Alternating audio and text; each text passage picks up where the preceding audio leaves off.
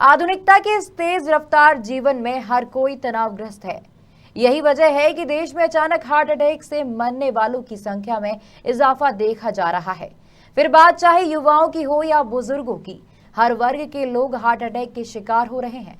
अगर अचानक जिम में किसी को हार्ट अटैक आ जाए तो उसकी जान कैसे बचा सकते हैं और हार्ट अटैक से कैसे बचा जा सकता है, इन्हीं तमाम जानकारी के लिए हमारे सहयोगी अजहर शेख ने हार्ट के specialist senior doctor A D Bhatnagar से खास चर्चा की। आइए जानते हैं उनका क्या कहना है। हार्ट अटैक से मौत की घटनाएं लगातार सामने आ रही, कम उम्र हो या बड़ा उम्र दराज, क्योंकि कोई ना कोई हार्ट अटैक की बीमारी से मौत की चपेट में आ रहा है। तमाम ऐसे जो सवालात हैं, कैसे इनसे बचा जाए, क्या ध्यान रखा जाए, क्या इसके पीछे के कारण हो सकते हैं। हमारे साथ मौजूद है एडी भटनागर, सीनियर डॉक्टर हैं हार्ट से रिलेटेड में। सर, स्वागत है आपका खबर मध्य प्रदेश में। सर, देखने में हाल ही में आ रहा है कि हार्ट अटैक से मौतें हो रही हैं। हाँ, ये दुख का विषय है कि हार्ट अटैक से मौतें ज़्यादा हो रही हैं और आजकल जिसमें सबसे ज़्यादा युवा पीढ़ी जो है इसकी चपेट में आ रही है।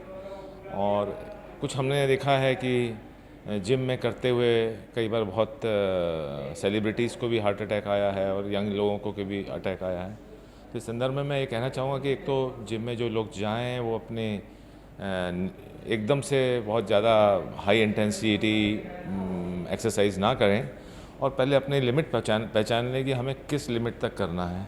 इसके लिए ये भी देखना होगा कि उनके पास में कोई रिस्क फैक्टर्स तो नहीं है, मसलन कि उनको कोई डायबिटीज़, हाइपरटेंशन या फिर कोई पुरानी बीमारी तो नहीं है। इसके लिए आवश्यक है कि वो अपना एक प्रिलिमिनरी चेकअप करा के फिर ये देखें कि हम जिम में किस तरह की एक्सरसाइज कर सकते हैं।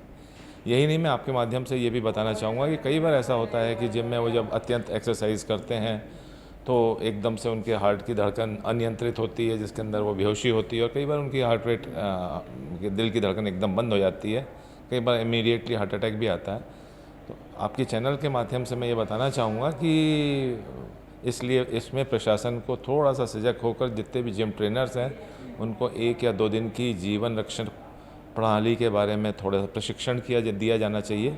यही नहीं, हर एक जिम के अंदर एक डिफिब्रिलेटर नाम की एक डिवाइस होती है, वो रखा जाना चाहिए ताकि कभी भी किसी को कुछ ऐसा हो तो जो जितने भी वहाँ के ट्रेनर्स हैं उनको इस मशीन को कैसे यूज़ किया जाए बता दिया जा सकता है। आजकल आपने देखा होगा एयरपोर्ट पे, मॉल्स में और इवन स्टेशंस पे इस तरह की मशीन रखी जा रही हैं ताकि कभी किसी को इस तरह की प्रॉब्लम आए तो उनको बेसिक लाइफ सपोर्ट के साथ साथ डिफिब्रिलेशन भी दिया जा सकता है। तो क्या लगता है आपको, क्योंकि क्या जिम में भी ऐसी सुविधा होना चाहिए कि अगर बाय द वे कोई अटैक का गत खा के गिर गया तो समय रहते उसको बचा जिम में पूरा अस्पताल तो नहीं ला सकते, लेकिन वहाँ के जिम के ट्रेनर्स को इतना बता दें कि जब तक जैसे ही कोई व्यक्ति वहाँ पे बेहोश होता है तो उसको और उसकी पल्स नहीं आ रही है तो उसको एक कार्डियोपल्मोनरी रिससिटेशन, जिसको हम ये बोलते हैं जीवन रक्षण प्रणाली के बारे में थोड़ा सा उसको प्रशिक्षित किया जाए तो जब तक वो हॉस्पिटल पहुंचता है तब तक उसका जीवन बना के रखा जा सकता है। क्योंकि समय का ऐसा वो नहीं सर, कम उम्र हो या उम्र दराज हो, क्योंकि वेट कम करने को लेकर भी जिम की ओर जाते हैं, योगा की ओर जाते हैं, लेकिन कहीं ना कहीं इस चीज़ का शिकार हो जाते हैं। तो क्या चीज़ का महत्वपूर्ण ध्यान रखा जाए? आमतौर पे जो वेट बढ़ता है वो कोई ओवरनाइट तो होता नहीं है। लगभग 30-35 साल तक लोगों के रिस्क फैक्टर्स रहते हैं, जिसके अंदर वो धूम्रपान भी करते हैं, जिसके अंदर वो उनका जीवन शैली भी अनियंत्रित रहती है, आपाधापी भी रहती है समय की और जीवन की भी आपाधापी रहती है, जिसके कारण वो अपने शरीर की तरफ ध्यान नहीं दे पाते हैं। ऐसे में जब वो 40 साल की उम्र में जब ज्वाइन करते हैं या 35 साल की उम्र में ज्वाइन करते हैं तो उनमें कई बार प्री एग्जिस्टिंग डिजीज़ होती हैं जो पता नहीं चलती हैं, लेकिन जब वो जिम करते हैं तो ये एकदम से इस तरह की घटनाएं होती हैं जिसके कारण कई बार जीवन जान से भी हाथ धोना पड़ता है। ये भी देखने में आता है, हार्ट अटैक का पेशेंट बाईपास करवाता है, स्टेंट करवाता है, लेकिन वो सोच लेता है कि अब हम तो 5-10 साल का जीवन और आपके माध्यम से मैं ये कहना चाहूँगा कि जब कभी भी हम स्टेंटिंग करते हैं या फिर बाईपास कराते हैं तो जब हम उसके लिए कुछ दवाइयाँ देते हैं तो दवाइयाँ देने के साथ साथ ये आवश्यक है कि वो अपने जीवन शैली में बदलाव लाएं और जितने भी उसके रिस्क फैक्टर्स हैं, मसलन अनियंत्रित लाइफस्टाइल या उनकी अनियमित जीवन शैली, एक्सरसाइज नहीं करना, शारीरिक श्रम का अभाव डायबिटीज़ आउट ऑफ कंट्रोल होना, हाइपरटेंशन आउट ऑफ कंट्रोल रहना, अत्यधिक मानसिक तनाव रहना, इन सब चीज़ों को भी कंट्रोल करना पड़ेगा। और उसके साथ साथ कुछ ऐसी दवाइयाँ होती हैं जिससे ब्लॉकेज नहीं होते हैं या डिले हो जाते हैं, ऐसी दवाइयाँ भी उनको लेते रहनी चाहिए ताकि उनको सेकंड टाइम किसी भी तरह की प्रॉब्लम नहीं हो।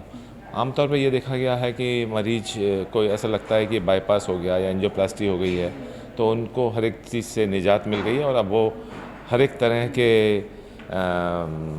अनियमित जीवन शैली जीने के लिए स्वतंत्र हैं। इस मिसकंसेप्शन से लोगों को बाहर निकलना चाहिए।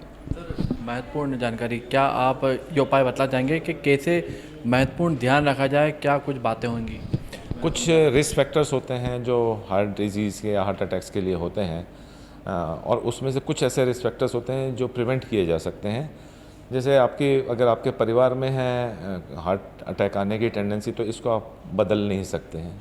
आप अपने जेनेटिक्स को, अपने जीन्स को नहीं बदल सकते हैं, लेकिन हाँ हम अपनी जीवन शैली जिसमें अंदर उचित शारीरिक श्रम लिया जाए, अपना बीपी कंट्रोल करें, अपना वेट कंट्रोल करें, खान पीन में हम लोगों को एक ट्रेडिशनल मेडिटेरेनियन डाइट जो एक भारतीय खाना जो होता है उसी की तरफ अपना रुझान बनाए रखें। और अगर किसी को शुगर है तो उस शुगर को नियंत्रित करें, बीपी को नियंत्रित करें, वेट अपने शरीर के अनुरूप रखना चाहिए। अगर ये सब रिस्क फैक्टर्स कम होते हैं तो ऐसे में हार्ट अटैक की संभावनाएं कम भी हो जाती है और कई बार डिले भी हो जाती है। मसलन कि जो हार्ट अटैक अदरवाइज़ जो 40 में आ रहा था वो हो सकता है 60 में आए, तो इनको 20 साल का एक अतिरिक्त अच्छी लाइफ मिल जाती है। सबसे बुरी बात यह है कि जब 35 साल में उम्र आता है तो उस टाइम उसके ऊपर बहुत सारी जवाबदारियाँ रहती हैं, परिवार छोटा होता है, बच्चे छोटे होते हैं, और ऐसे में सिर्फ उसी को प्रॉब्लम नहीं होती है, पर प्रॉब्लम पूरे परिवार को उठाना पड़ता है। क्या जिम होती है वो मोटापा कम करने के लिए, फिट रहने के लिए बड़ा जोर शोर से की जाती है, क्या वो भी एक ज़्यादा करना भी एक दिक्कत है? एक सिर्फ एक्सरसाइज से काम नहीं चलता है, इसके लिए चारों तरफ से प्रहार करना पड़ता है ताकि हृदय रोग की संभावनाएं कम हो। उसमें शारीरिक श्रम करना है, बट एक्सरसाइज उस लेवल की करना है जिसमें आपके किसी भी तरह का प्रतिकूल प्रभाव नहीं पड़े। इसके अलावा सिर्फ एक्सरसाइज से नहीं होता, खान पीन पे भी नियंत्रण करना पड़ेगा, धूम्रपान पे नियंत्रण करना पड़ेगा, और अपन जीवन शैली जो होती है उसको पे करना पड़ेगा। योगासन है, प्राणायाम है, मानसिक शांति रखना है, ये सब चीज़ों पे भी फोकस करना पड़ेगा। तो बिल्कुल हमें हमारा स्वस्थ जीवन जीना है, तमाम इसी कठिनाइयों से, बीमारी से बचना है, तो हमें हमारे खाने पे नियंत्रण करना है, हमारे एक्सरसाइज पे नियंत्रण करना है, हमारा धूम्रपान हो उस पर नियंत्रण करना है। हम अपने जब नियंत्रण कर पाएंगे तो हम अपने आप में फिट रह पाएंगे और तमाम हमारे रोगों से हम बच सकेंगे। मैं सहयोगी गौतम सरदार के साथ अजय शेख, खबर मध्य प्रदेश, इंदौर।